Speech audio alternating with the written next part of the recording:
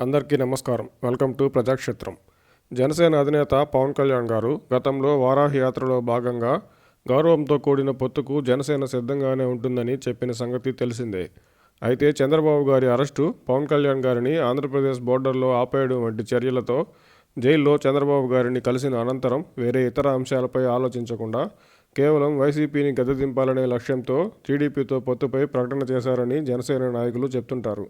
అయితే జనసేన పవన్ కళ్యాణ్ గారు ఆశించినట్లు పొత్తు గమనం ప్రస్తుతం ఉన్నట్లు కనిపించడం లేదు. టీడీపీ, జనసేన పార్టీల మధ్య సమన్వయ కమిటీల భేటీలు కానీ, ఉమ్మడి కార్యాచరణను రూపొందించడంలో కానీ ఎటువంటి పురోగతి లేదు.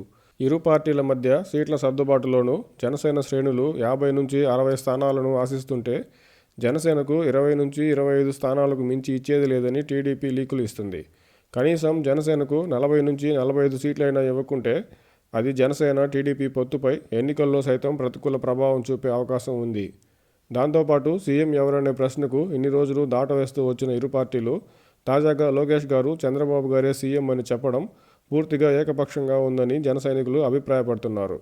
ప్రశాంత్ కిషోర్ గారిని ఆంధ్రప్రదేశ్ వినాశకవాదిగా చెప్పిన టీడీపీ ఇప్పుడు ఆయన సలహాలు తీసుకోబోతుండడం జనసేన పార్టీపై ప్రతికూల ప్రభావం చూపే అవకాశం ఉందని వాదనలు వినిపిస్తున్నాయి. ఈ పరిణామాలన్నింటినీ గమనిస్తే టీడీపీ, జనసేన మధ్య పవన్ కళ్యాణ్ గారు కోరుకున్న, జన సైనికులు ఆశిస్తున్న గౌరవప్రదమైన పొత్తు సాధ్యమయ్యేనా అనే అనుమానాలు కలుగుతున్నాయి.